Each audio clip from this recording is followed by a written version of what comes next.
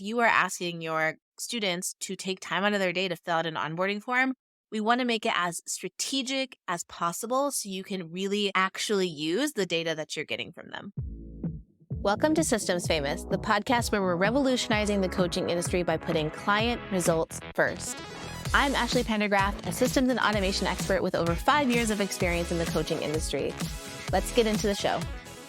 Hello. In this episode, we are going to get very specific and very nerdy and talk about your onboarding forms for your group programs, your masterminds, your memberships, even your one-on-one coaching. Something I see all the time, and I have been guilty of this too, is people waste their opportunity to get incredible client data in their onboarding form. In this episode, I'm going to share with you some really specific tweaks you can make to your onboarding form to get to know your clients better and ultimately get them better client results. The first thing that I want you to do is ask better questions.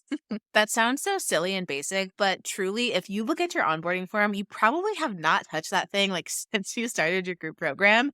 And you will look at your questions and realize how little you're actually doing with the answers. And if you are asking your students to take time out of their day to fill out an onboarding form, we want to make it as strategic as possible so you can really actually use the data that you're getting from them. So I've got 3 different question categories I want you to add to your onboarding form so you're asking better questions so you can do more with your onboarding forms. So add in a couple of questions that answer for prospective new clients.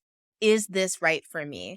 So let's say you have a money course, you help people save 6 figures, and you have artists that join the program and you have coaches that join the program.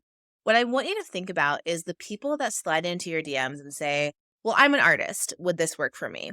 I want you to be able to go into your onboarding form data and say, actually, yeah, out of our 100 clients, we have 20 that are artists. And actually, our artists have saved an average of $40,000 in the first 3 months of the program. That is the power of your onboarding data when you ask the right questions. Really think about who is your who and what are some of the nuances there. Some questions you can ask are, what stage of business are you in? Are you a beginner? Have you been around for 2 to 3 years? Have you been around for 5+ years? Because that's going to answer the question for somebody else.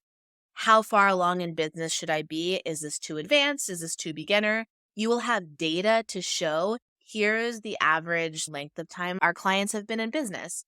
You can ask what industry that they're in. Are they in finance? Are they in tech? Are they in the arts? Maybe you have a dating program and you get the objection of, well, this is only going to work for people who live in big cities.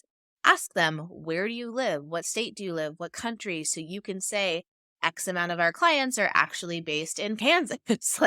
And so you can answer objections with your data.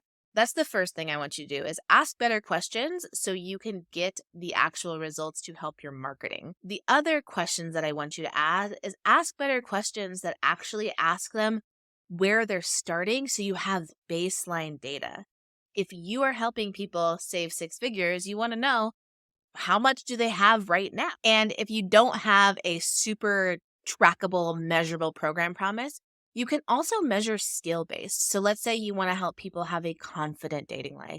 You can ask them, hey, right now, entering this program on a scale of 1 to 10, how confident do you feel about your dating life? Or how confident do you feel about your ability to identify plants in the wild? Or how confident do you feel about your pickleball skills? I'm using all actual clients that I've worked with. But we want to make sure that we have really great baseline data about how your clients are coming into your program, whether that's qualitative or quantitative. So you can have what's your business revenue right now? How comfortable are you with a certain skill? There are so many different creative ways to really measure where people are coming in at your program, regardless of what you actually promise and what you actually track. This is a question that I feel like people do not have on their onboarding forms, but is going to help you so much. You're going to be so grateful you have it, especially if you have a time-bound result. You want to ask people when they get into your program, do you plan on going through this program in the 30 days like we suggest? So we have a group program that helps people set up their onboarding, offboarding, and resign in 30 days. If someone isn't planning on doing it in 30 days, if they're not planning on touching the program for 4 months, I don't want them to affect the data, right? And they'll skew the averages. So what you can do is you can ask them and literally say, copy this word for word. our program promise states that you can achieve XYZ within 30 days. Are you planning on following that timeline, or are you planning on following your own timeline? And if they say, I'm planning on following my own timeline, it is going to give you the permission and the authority to exclude them from any averages that you do when you say people come into our program and get this program result in X amount of days. And of course, you also get to see X amount of people want to come into the program and get it done in 30 days. And like half of them don't even care and aren't planning on that. It's really good data, but that is a question that I've never seen on anybody's onboarding form except for ours. And I think it's so smart. So make sure that you are asking them if they're planning on following the timeline that you suggest. So those are 3 different question types I want you to have. So make sure you have questions about the type of person they are, so you can answer in your marketing. Is this for me? I want you to also have questions that get baseline where they're coming into your program. This sounds so basic, y'all, but really a lot of us don't have this. So whatever your program promise is, and if you don't know your program promise and it doesn't feel like it's super measurable, go back and listen to our podcast episode about cleaning up your program promise and your messaging so you can feel really clear on what you're tracking. And then also have a question that has them opt in or out on that time result promise that you are promising. So that's the first part. Ask better questions. The second tweak that you can make in your onboarding form to get your clients more results is to use better field types. So this is where we get a little bit nerdy. Y'all, if you do not have your onboarding form inside of Airtable, you're doing it wrong. If you have a Google form, I am side-eyeing you. And the reason I am is because it is so much harder to track your client results. If you have these disparate forms, if you have your onboarding form in one Google form, and then you have your results tracking in another form, if you even have a results tracker, they're not connected when they're in random Google forms. And when you have Airtable, it's going to all be connected. Every form that your clients fill out gets connected to their student profile. So we get to actually use the data that you are collecting and asking them in the onboarding form. You get to use that and measure it up against any results forms that they're filling out in order to compare how they started in their onboarding form to how they're going in your 6-month, 3-week check-ins, whatever.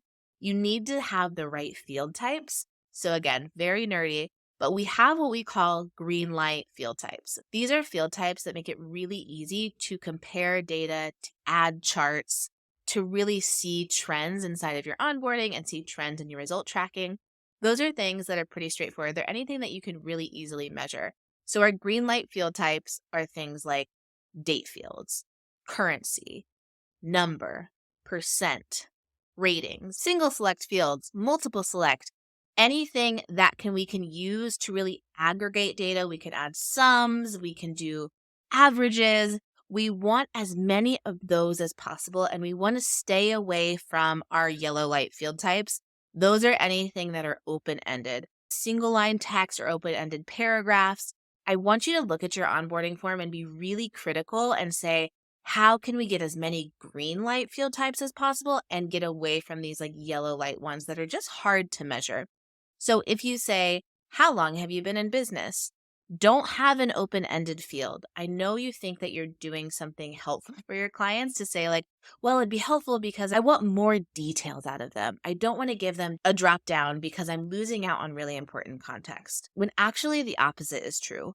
When you give them a little bit more structure or you give them these more field types, you actually are going to gain way more context from these onboarding forms because you're going to be able to easily track and add sums and all of these things. I want you to pull up your onboarding form and see where are all of the places that you can take out the ambiguity and give more structure.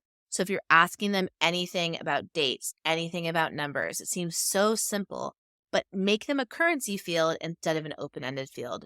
Don't ask them, how much revenue did you make in the last 12 months? And have it be a single text. Have it be the right field so you can sort, so you can average, and all of those things. Now, I know some of you are probably asking, well, if I have all of these really rigid response types, then I'm not going to get how they feel. I really need some more qualitative data. That's fine. I've got a hack for you. So anytime you have what I call a yellow light field type, if you want these open-ended responses, just know that those open-ended responses, the point of those is to see where your clients are at and not necessarily tracking like for onboarding trends. You want to get a gut check, but it's not really for trends. So you can say, what's frustrating you right now? I agree. If you say, what's frustrating you right now? And you have like 10 select options, they're probably going to select all 10 because they're like, yes, yes, yes, yes, yes.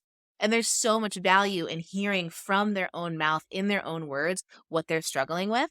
You can have those text fields, but use them sparingly and know that those are not used for data tracking and trends purposes. They're more to help you with messaging, and so you can really understand where your clients are coming from. And an extra pro tip actually is on the back end. So when you have your little Airtable base and it has your onboarding forms and you get to see all of the onboarding, those text box that they say that they're struggling with, on the back end, you can still quantify those trends by reading their onboarding form and seeing where they're frustrated and having like a single select on the back end that says, okay, this person mentioned they're frustrated with launching. This person says they hate social media. And basically, you're categorizing on the back end with your own answers and examples. They're pouring their heart out, but on the back end, you can still calculate and chart out what the trends are by kind of categorizing them on the back end. But the more green light field types that you have, the better. So please go ahead and be ruthless. Go and see how you can strengthen your onboarding form, because you might already be asking the right questions, but they might not be in the right field type. And even that is going to give you so much more robust data that you can play with. If you have any questions or if you found this helpful and you were able to make changes to your onboarding form, I would absolutely love for you to slide into my DMs. I'm at Systems Over Stress, or if you're watching the YouTube video, you can leave a comment below and let us know what changes that you've made to your onboarding form. Inside of my group program, Systems Over Stress, we actually have a onboarding form auditing process where you can send in your onboarding form and we'll let you know specific places where we could see that you could tighten up your questions, or questions that you could add that are just like questions that you could add that will help you get so much more data about your clients. So you can not only help them get better results in the program because you see their baseline data and you're able to like track their journey, but it'll also help you make more sales because you have more demographic data and you have more data about your clients, which is going to help you with your marketing. It's going to help you on your sales pages and all of that. So I hope you like this episode and I will see you in the next one. If you're committed to getting your clients results and creating the go-to coaching program in your industry, we want you to join us. Click that subscribe button on your favorite podcast app or YouTube to see all the systems, strategies, and behind-the-scenes stories of what it takes to create the most impactful coaching program you can.